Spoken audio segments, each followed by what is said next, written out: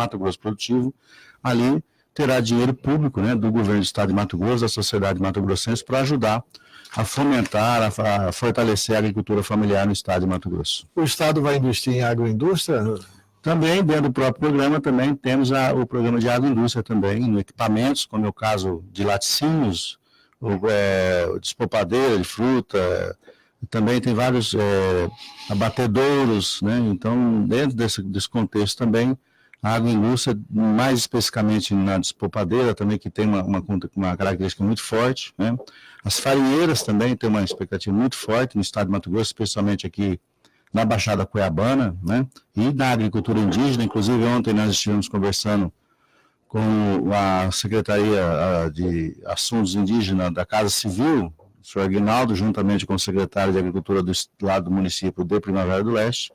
Nós estamos tentando desenhar lá também uma agroindústria da mandioca, uma vez que lá a maioria das aldeias também lá tem a produção de mandioca. Então, essa agroindústria também faz parte de um desses 17 programas que são instituídos pelo Mato Grosso Produtivo. Com relação aos índios, tem uma novidade grande em Mato Grosso, que são os índios parecis, né? Que estão produzindo soja. Exatamente, lá nós temos a grande indústria, lá no Parecis, também em Primavera do Leste também, temos lá uma formatação feita para a produção de soja. São os indígenas aí da grande agricultura, né? Mas também no Parecis, ali nós temos uma agricultura familiar também, ali no município de Campo Novo, ali na aldeia Chapada Azul, onde a gente também tem lá uma parceria de plantação de 10 hectares de café e também desenvolvimento uma aldeia ali do Barra do Bugres também. Então, o indígena hoje, tirando esses dois potencial agrícola que tem aí, que é do povo ali de Campo Novo e do povo ali da região de Primavera do Leste, né? Nós temos, a maioria absoluta agricultores da agricultura familiar. Tá, e como é que tem funcionado? Vocês que acompanham essa produção dos índios, na questão da soja, o Estado tem... Como é que funciona a propriedade deles, o crédito, como é que eles compram máquinas, ou eles têm que arrendar a terra, como é que é isso? A agricultura do Parecis, Antero, que é uma grande produção, a gente tem acompanhado de forma muito superficial, né? Porque ela não é uma agricultura familiar pelo volume que eles plantam. Por exemplo, o povo Parecis planta 20 mil hectares, né? Então eles estão bem, né? Então ele não tem uma característica da agricultura familiar, uma vez que nós temos lá um compromisso basicamente de ter 400 hectares abaixo, de acordo com a lei, as pequenas propriedades vão ter 400 hectares, com 4 módulos fiscais, né? Depende da região, dá 400 hectares, outros menos. Mas ali na região, eles fazem isso através da cooperativa, né? E fazem todo o financiamento dentro do próprio fornecedor, então uma relação ali muito grande. Se tiver dificuldade alguns anos atrás, porque houve o bloqueio, né? Houve o embargo ali da área deles, foi desembargado alguns dias agora, há poucos dias, pelo IBAMA. Então, esse é um conceito novo ainda da agricultura do indígena, do grande indígena, dessa grande produção nas áreas indígenas, que ainda carece de uma legislação muito mais específica, muito mais própria, para deixar definitivamente os indígenas tranquilos em relação à sua legalidade, né? Então, essa questão ainda há uma discussão, há um desenvolvimento. Seria muito bem que no ano passado, quando veio a ministra da Agricultura, a ministra do Meio Ambiente, houve um lançamento da agricultura nos indígenas, tá? E houve uma polêmica enorme em relação a isso, né? Eu quero saber se eles não estão sendo passados para trás. Olha, eu tenho sempre conversado com eles lá, a gente sempre tem acompanhado de forma mais informal, né? Porque é uma grande produção. Mas eles estão felizes, Antero. A gente pode perceber lá que, por exemplo, ali na região ali, pelo que a gente vê, né, isso não é uma coisa mais profunda, mas dá para perceber que eles têm uma qualidade de vida muito boa, né? Você percebe que eles estão animados com a situação, né? E embora a minha relação é muito mais com a cooperativa, né, com o Ronaldo, a equipe dele lá, os presidentes lá que tá lá, o Paulinho, que é um dos que trabalha junto lá com eles, mas dá para perceber que eles estão bem animados. E tem uma estrutura excelente, de máquina, de veículos, de caminhões, né, de produção, enfim. Tá. O Estado está estimulando que o pequeno produtor produza, planta, eu acho que... E como é que ele comercializa isso? Eu vou falar uma coisa para você, Antero. A gente tem algumas dificuldades, porque aí, em relação à questão da comercialização, a gente tem acompanhado e tem orientado, né, e tem fomentar a criação, inclusive, de cooperativas, porque quem vende junto, né, vende volume, tem condição de vender melhor, né, tem condição de fazer contrato, tem condições de garantir a venda da sua produção. Inclusive, para comprar junto e fazer junto, também quem compra em grandes volumes para poder fazer a produção, também tem condições de comprar num preço melhor, né? Isso é uma questão até cultural, porque em alguns lugares tem uma certa dificuldade, né? A gente tem visto isso, porque precisa de união, precisa de comprometimento, né? Precisa de cultura, até mesmo do próprio produtor, que não tem muitas vezes tem uma dificuldade, né, de unir, e a gente tem bons exemplos hoje de cooperativas, né? Então, para poder plantar e para poder colher e vender junto, precisa cooperar, porque aí quem faz isso vende com uma condição de preço melhor, tem condição de ter garantia do seu produto, né? E a gente tem assim, visto que no contexto da agricultura familiar mesmo, aquela coisa do dia a dia, como o cidadão que produz o queijo, o cidadão lá que produz o frango, produz lá a banana e tal, não tem grande dificuldade de venda, porque eles normalmente têm a característica de vender na própria cidade, né? Um ou outro aí que se une, faz a cooperativa, ou tem uma grande produção, acaba tendo um mercado mais robusto aí, né? Mas a gente tem apoiado esse contexto, tem corrido atrás, como por exemplo, o pessoal de Sorriso está lá com planejamento, me ligou esse dia o Márcio Kuhn, nós vamos marcar com ele ainda na próxima semana. Eles estão lá com planejamento de produzir 2 toneladas de goiaba por semana, né?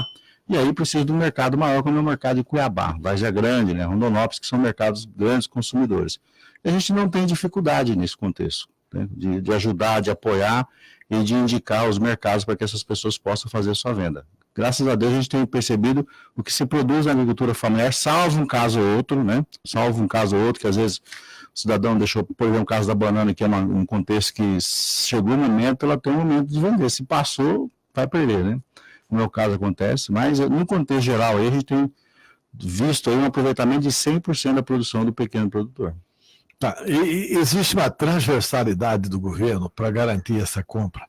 Por exemplo, a Secretaria sua vai estimular a produção e vai até ajudá-los na comercialização. Mas um grande comprador desse pequeno mundo rural poderia ser o próprio governo, para a própria, por exemplo, hospitais, alimentação escolar, merenda escolar, etc. e tal. Não existe essa transversalidade da sua secretaria com a educação e com a saúde? Existe essa relação muito próxima entre nós e a Secretaria de Estado de Agricultura Familiar, nesse contexto, existe isso.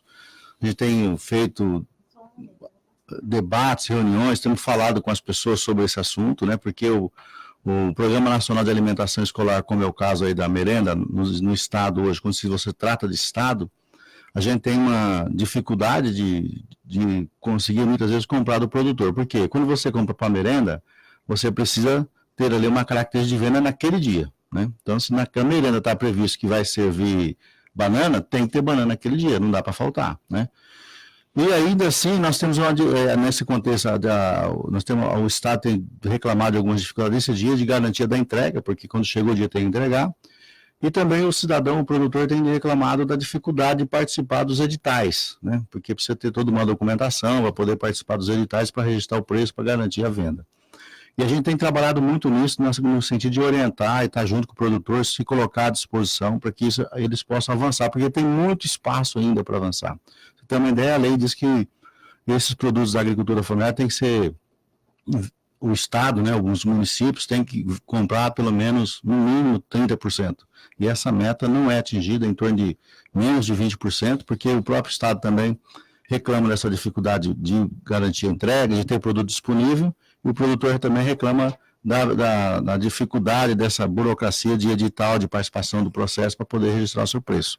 Mas ainda tem muito espaço, a gente tem feito isso. Fora isso também, até nós lançamos esse ano, juntamente com o Ministério da Cidadania, nós conseguimos R$2 milhões para a compra de pequeno produtor, né, que é o Programa Nacional, o PA, né, que é o Programa Nacional de Aquisição de Alimentos. Esse recurso já está sendo trabalhado, o Estado também, juntamente com o governo federal, através do Ministério da Cidadania. Inclusive, ano passado, uma articulação a gente fez com o deputado Neri Geller, né? Esse recurso já foi garantido, já está empenhado, né? E nós já estamos começando a trabalhar com as prefeituras, as secretarias municipais de agricultura, para a gente poder satisfazer alguns municípios na compra de em torno de R$ 2 milhões, que é o programa do PA, que é o Programa de Aquisição de Alimentos. Eu estou entrevistando aqui o deputado estadual Silvano Amaral, que é secretário de Estado de Agricultura Familiar, e está comigo na linha pelo telefone o meu amigo João Viana. Bom dia, João Viana, tudo bem? Bom dia, meu amigo Antero, bom dia, secretário Silvano Amaral.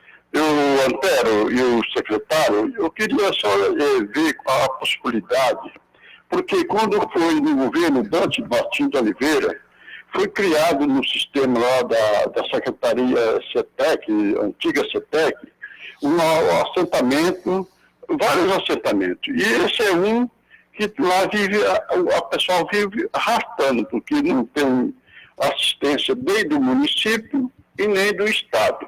O que as pessoas produzem é por conta própria. Eu acho que já está na hora, porque lá, eu queria ver se há a possibilidade de ele mandar fazer uma visita e conversar com esses moradores lá, qual são a vocação deles ali. João Viana. Tem uns que estão mexendo com peixe. Tem bastante tanque de peixe. João, outros mexem com galinha. é lá onde? É 15 de novembro. Fica depois do Hospital Jurumilha. Está construindo o Hospital Jurumilha aí. É aqui ao lado esquerdo de Cuiabá, né? Tem uma fila na frente e o assentamento é muito grande lá. Mora mais ou menos umas 500 famílias lá. É um assentamento que realmente já era para estar produzindo muita coisa, mas devido à falta de água, à falta de assistência, às vezes as pessoas ficam perdidas, não sabem como começar. E eu estive aí, no seu programa esteve aí o deputado Claudinei, e eu falei com ele sobre a questão de um poço artesiano profundo lá nessa localidade, porque a água lá são poços muito rasos, né? Aí chega nessa época de seca.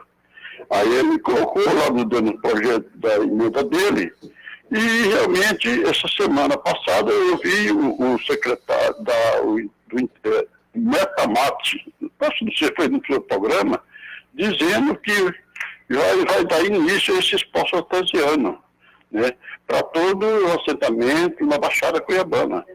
E eu queria que eles pudessem incluir esse assentamento, se eu falasse com ele, com o secretário do Metamate, que lá já está a solicitação para 2 poços artesianos para poder melhorar as condições lá desses moradores lá. Mas obrigado, bom dia, tudo de bom e parabéns pelo trabalho que você vem fazendo no estado de Mato Grosso. Tá ok, muito obrigado, João Viana. O secretário Silvano. Seu João, bom dia.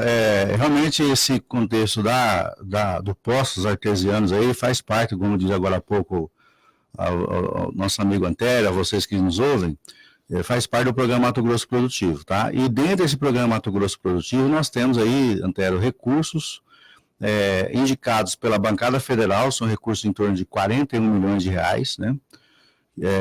Sendo desses 41 milhões, 15 milhões da bancada federal, aí foram reforçados ainda mais em torno de 11 milhões e 700 pelo deputado Juarez e mais 10 milhões pelo deputado Bezerra e 5 milhões pela deputada Rosa Neide. E na bancada estadual, e aí, João, eu vi lá realmente o deputado Dr. Claudinei apresentou uma emenda, e lá eu pude perceber que a emenda que ele colocou contempla inclusive o programa de água, né, como é o caso aí, que inclusive agora, por você descobri que de repente lá o programa é lá no seu assentamento. O deputado Dr. Claudinei, né, o delegado, né, ele colocou lá alguns recursos, a bancada estadual esse ano contemplou a CEAF em torno de 11 milhões e meio, né, que são vários deputados que alocaram recursos lá, né, uma boa articulação aí, uma boa conversa que a gente fez com os deputados e a gente fica feliz porque a CEAF foi bem contemplada dentro das emendas dos deputados estaduais, que a gente, graças a Deus, teve assim, um carinho muito grande, uma atenção muito especial da bancada federal e da bancada estadual. Então, João, você fique tranquilo, isso aí não é uma coisa que, né, Antero, você sabe, não é uma coisa que a gente fala agora e acontece amanhã. Há uma burocracia a ser vencida, né, todo um processo a ser vencido, mas fique tranquilo dentro desse contexto aí que você nos falou, né, até mesmo porque já há um recurso indicado pelo deputado Dr. Claudinei, para que a gente possa atendê-lo lá. Tá, ok, eu estou entrevistando aqui o secretário de Estado de Agricultura Familiar, Silvano Amaral. Silvano Amaral é também da executiva do MDB, é suplente de deputado estadual, foi secretário de Fazenda em Sinop,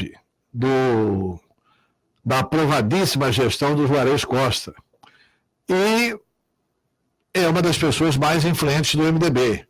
Então nós não podemos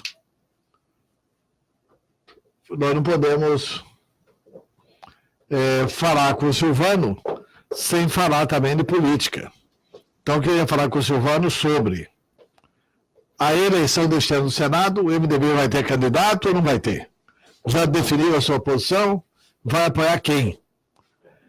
E também sobre a organização do MDB para a disputa das eleições municipais em Cuiabá e em todo o estado de Mato Grosso, e especialmente na sua cidade, a Prefeitura de Sinop. Mas a gente quer conversar tudo isso depois do intervalo comercial.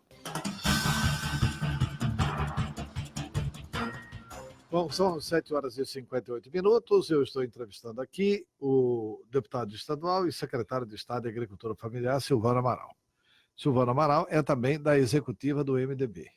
Como é que está a posição do MDB com relação a essa eleição suplementar? O MDB terá candidato ao Senado ou vai apoiar algum candidato ao Senado? Antero, eu acho que o MDB, inclusive de acordo com a conversa que nós fizemos a semana passada com o deputado federal Carlos Bezerra, que é o presidente do MDB, está concluindo essa semana, inclusive, a pesquisa que foram feitas, né? A gente foi contratado uma pesquisa aí que envolveram não só o MDB, mas vários partidos, né? Vários atores aí, pessoas que estão com a pretensão de ser candidato ao Senado. E dentro dessa pesquisa nós vamos analisar o resultado dessa pesquisa e fazer a indicação do apoio. Agora, eu já vejo muito bem, inclusive semana passada, eu estive conversando com o deputado Bezerra lá numa filiação que nós fizemos em Água Boa, do doutor Mariano, né, que vai discutir as eleições municipais lá, e mais com outros deputados estaduais, alguns secretários, prefeitos, eu vejo assim já um encaminhamento, né, uma certa preferência, inclusive em relação ao nome do vice-governador Pivetta. Então eu percebo isso, esse movimento, embora o MDB não tenha ainda definido, né, porque quem define isso é a executiva, na hora que fazer a análise da pesquisa, mas eu vejo assim uma aproximação muito forte em relação ao nome do nosso vice-governador Otaviano Pivetta. Tá, embora não seja ainda uma posição oficial do partido. Não, não é oficial, porque isso aí é mais um sentimento, nem né? A candidatura dele é oficial. Também porque ele nem decidiu de fato ainda a sua candidatura, mas dos nomes que tem colocado aí, a gente percebe assim já um movimento em relação ao Pivetta, né? Então a gente percebe isso quando, de certa forma, ainda não é oficial, porque ainda depende da análise dessa pesquisa que deve ser feita nos próximos dias, essa semana ainda, semana que vem. Essa análise deve ser concluída.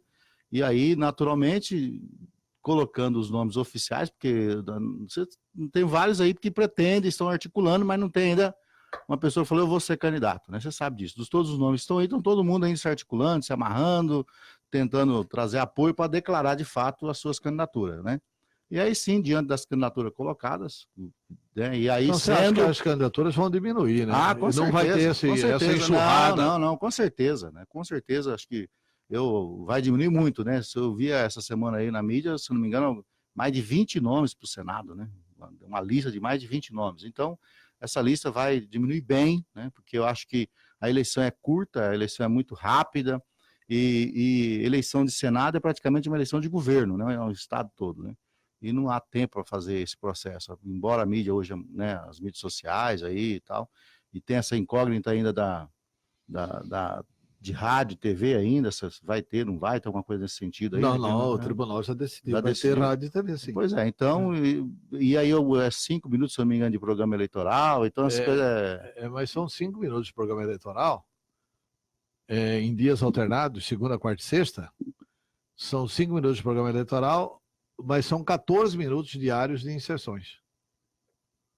Então, mas mesmo assim, você veja bem, aí se divide por esse monte de candidato que de repente pode acontecer, mas vai diminuir bem, não tenho dúvida nenhuma. Eu acho que vai sair na frente quem tem apoio, especialmente lá nos municípios, vai lá sair com na os prefeitos. Frente exatamente, a questão do apoio, a questão da costura fora do horário eleitoral é muito importante, mas vai ser muito importante a coligação.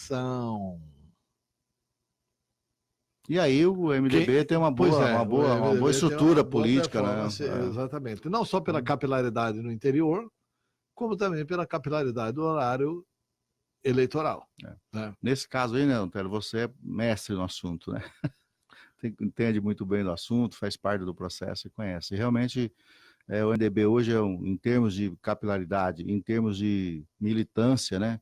Ele é muito forte nesse assunto, né? E naturalmente isso ajuda muito no levar a proposta, no pedido do voto, né? No fortalecimento do nome desse candidato aí pelo interior do estado de Mato Grosso. Tá. Com relação a eleições municipais, o MDB vai ter candidato onde?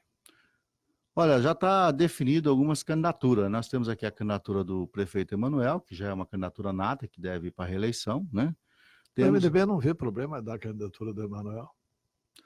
Porque o Emanuel tem aqui o problema da sangria. O Emanuel tem um problema daquele dinheirão caindo do paletó. O Emanuel vai ter que enfrentar agora o debate sobre essa delação do Riva. O Emanuel vai ter que enfrentar o debate sobre o que ele recebeu para votar em cada mesa diretora. Você acha que o MDB vai organizar qual discurso para a eleição com o Emanuel? Eu acho que sei que nesse caso aí, ele decidindo pela candidatura, porque ainda não falou de forma oficial ainda, né, Antero, que vai ser candidato ou não, tem hora que fala que é, tem hora que fala que não é, que a esposa não quer e por aí vai. Mas a gente percebe, assim, que há um movimento pela candidatura dele. Naturalmente, ele vai ter que, né, esses questionamentos todos e essas explicações todas, ele vai ter que dar no período eleitoral, né? Então, porque isso aí vai acontecer, né? Isso é natural, até mesmo porque é um debate, uma discussão, e a sociedade quer saber desses assuntos todos, né? Então, só que no meu ponto de vista é uma candidatura natural, né? Se ele entender, junto com o grupo dele, com o diretório municipal do MDB aqui em Cuiabá, que ele quer disputar aí a candidatura para uma reeleição, naturalmente eu entendo isso como uma candidatura nata, né? Não é como o MDB discutir esse assunto que não vai dar essa vaga, que vai tomar outro caminho. Eu acho que isso aí é uma coisa muito... O deputado Valdenir chegou a defender prévias, de que ele vai disputar prévias contra o Emanuel. Exatamente, mas eu acho que é justo e é legal ter esse assunto aí, mas eu acho que muito difícil você, até mesmo porque o diretório municipal que decide a candidatura do Emanuel, não é nem o diretório estadual, é o diretório municipal. E a gente vê uma conexão, uma ligação muito forte do diretório municipal com o prefeito, né? Mesmo que haja umas prévias do deputado Valtenir e outras lideranças do MDB que poderiam fazer, eu vejo assim, meio que dentro do diretório do MDB aqui, alguma coisa relacionada aí, né, que não tem como haver esse debate, uma vez que o próprio diretório ali é conectado muito com o próprio prefeito. Tá, e além de Cuiabá, quais outros municípios que o MDB vai lançar candidato? Está definida a candidatura, por exemplo, lá em Água Boa, essa semana igual eu acabei de falar para você, tem uma candidatura forte lá do Dr. Mariano, a candidatura do Juarez Costa em Sinop, né? Em Tangará da Serra, inclusive agora, daqui a pouco vamos sair com o Dr. João, que é o nosso líder, o deputado estadual líder na nossa região lá também, construindo uma candidatura lá em Tangará da Serra. Vai ter um candidato. João é candidato? Não, o Dr. João não é candidato, mas nós estamos lá fazendo uma discussão para termos um candidato do MDB em Tangará da Serra. Lá em Alta Floresta também, do mesmo modo, lá o deputado Romualdo, com o atual prefeito, doutor Aziel, que já foi reeleito, né, no mesmo sentido também de construirmos uma candidatura lá para prefeito lá de Alta Floresta. No município de Barra do Garça, nós temos uma candidatura lá, de repente de prefeito, mas não, se não for prefeito vice, porque lá temos também o prefeito reeleito do MDB lá, o Beto Farias, que também está organizando esse processo, e também no município ali de Rondonópolis, né, que temos lá o atual deputado, o doutor Tiago, que já há um consenso muito forte lá do próprio partido, né, da liderança estadual, do deputado Bezerra, nessa candidatura do deputado Tiago, e naturalmente ainda uma conversação muito boa com os demais partidos lá, com os demais deputados, como o deputado Sebastião Rezende, Nininho, o doutor Claudinei, né, o delegado Claudinei, que é o nosso deputado estadual da região. A gente percebe assim um processo até natural em relação à candidatura do deputado Tiago. E outros municípios também que nós vamos ter a candidatura à reeleição, o caso de Nova Monte Verde, a prefeita Bia, Nova Brasilândia aqui, da prefeita Marilza. Temos alguns outros prefeitos que estão vindo para o partido, como é o caso do prefeito de União do Sul, que vai disputar a reeleição, a prefeita lá de Cocalinho Dalva também, que vai disputar a reeleição. do prefeito Silvano, meu xará, lá de Novo Horizonte do Norte também, que está vindo ao MDB também, que vai disputar a reeleição. Não tenho dúvida nenhuma, Antero, que esse ano, essas eleições, o MDB, a exemplo das eleições do ano passado, né, das eleições de 2018 para deputado estadual, o MDB vai ser muito fortalecido, muito maior do que já é hoje, vai se fortalecer ainda mais. Quantas candidaturas vocês imaginam que vão ter? E naturalmente, né, Antero, a candidatura do Juarez em Sinop. Você falou. Falei, né? Você falou da candidatura do Juarez em Sinop. O nosso deputado federal vai o Juarez foi um baita no prefeito, né? Ele fez uma gestão lá de 8 anos, exatamente, que foi uma gestão aprovadíssima, né? Ele indiscutivelmente é um grande... Então tem lá um pedido muito forte da população nesse sentido, e vai ser ali tem um problema, ou solução será. O Juarez é do mesmo grupo da Rosana. A Rosana se elegeu, ela era vice do Juarez, se candidatou e agora pode ser candidata à reeleição. Isso está sendo costurado, está sendo conversado politicamente? Antero, a prefeita Rosana, ela tem naturalmente aí vamos supor assim, uma candidatura nata, né? Inclusive ela é prefeita, né? Vai disputar a reeleição. Se você tem uma ideia lá, o Nilson foi reeleito, o Juarez foi reeleito, a Rosana agora eleita, e naturalmente tem o desejo de fazer a reeleição também lá, de fazer a disputa para a reeleição, né? E tem ali uma candidatura nata também, mas também como o doutor Jorge Anay, que era presidente do MDB até poucos dias, né? Agora... Jorge Anay saiu do MDB? Saiu do MDB, está no Podemos e também quer disputar as eleições lá, né? Que também é do mesmo grupo. E o próprio Juarez. Mas eu acho que isso aí tudo, dentro do processo eleitoral, na data certa, que deve ser lá para o mês de junho, né? Que é mais ou menos chegando aí próximo das convenções, que é lá pelo mês, dia 5, dia 7, dia 8 de agosto, né? Acho que tudo isso aí vai acabar se convergindo num bom diálogo, e aí a gente vai acabar construindo uma candidatura só. Eu acho que é bem possível isso. Eu acho que hoje é natural e é legítimo a Rosana propor a reeleição. Uma candidatura só entre esses três personagens, né? Exatamente, porque Juarez, Rosana e o Jorge Anay. Porque não há nem algumas pessoas com muito ego ali, não há nada desse contexto. Acho que no final acaba dialogando para poder, acima de tudo, cuidar de Sinop. Eu acho que qualquer monte de candidatura, inclusive desses três candidatos, de repente há a possibilidade de Sinop tomar outro rumo que não é bom para ninguém, né? Então, nesse contexto, eu acho que a legítima esses processos, toda essa discussão, esse querer, esse debate, essa vontade de se colocar, né, à disposição da sociedade e aparecer bem nas pesquisas, porque eu sempre digo, a candidatura não pode ser só sua, tem que senti-la, né, e ver se a sociedade quer e aceita, né? E aí acho que é um bom diálogo, acho que acaba se encaminhando tudo para que a gente possa ter uma candidatura nesse grupo, uma candidatura só. Tá, como é que o MDB, eu não vou pedir para você análise sobre o governo Mauro Mendes, porque você é secretário do Mauro Mendes, mas como é que o MDB vem avaliando o governo Bolsonaro? Olha, Antero, o MDB vem avaliando o governo Bolsonaro no sentido que a gente ainda precisa fazer as coisas acontecer. Isso é uma avaliação nem do MDB, mas é uma coisa mais minha, própria mesmo, dizendo assim, né? Mas a gente precisa fazer as coisas acontecer, né? A gente viu, você pode perceber que as ações de programas de governo, eu falo porque a gente foi muito tempo em prefeituras, né? O ano passado praticamente não aconteceram. Inclusive eu tenho falado para os prefeitos que eles vão ter dificuldades para poder disputar as eleições em função dos 2 primeiros anos que eles pegaram, né? Primeiro ano... impressionado que eu fui agora em Lucas e fui a Sinop, de carro.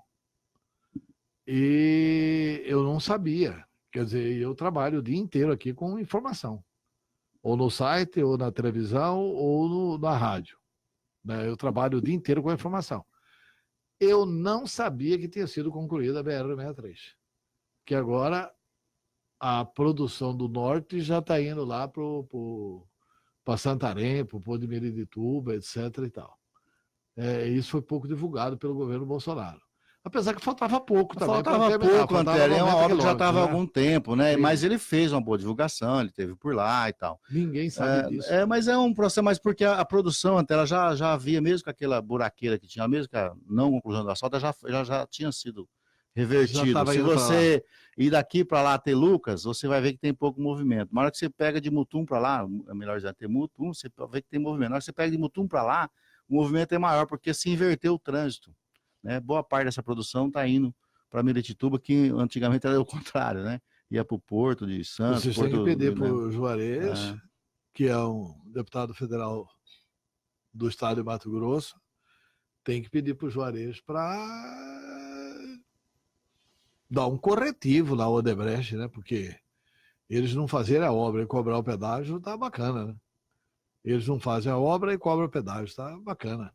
Essa situação aí é uma situação lamentável, né? Que a gente precisa ter uma decisão definitiva e o governo precisa dizer à sociedade o que vai fazer, né? Porque o que não pode é ter uma duplicação de Cuiabá a Sinop, que teria que ter 100% de duplicação, né? Tem que duplicar até né? Santarém. Não, né? não, mas diga assim, mas o trecho da Odebrecht vai ter Sinop, vai ter lá o trevo da MT-220 ali no Camping Clube, ali que vai o trecho da Odebrecht. Então, tem que esclarecer esse assunto, né? Porque a Odebrecht quebrou, faliu, não conseguiu mais recurso, e o pedágio continua sendo cobrado, né? A gente precisa resolver esse assunto, inclusive se ela vai ficar, se ela vai sair. Ou tira o fazer, Odebrecht ou aí faz precisa, ela fazer a obra. deve ter até alguns encaminhamentos já feitos, né? Mas acho que precisa esclarecer, dizer mais à sociedade o que vai acontecer, né?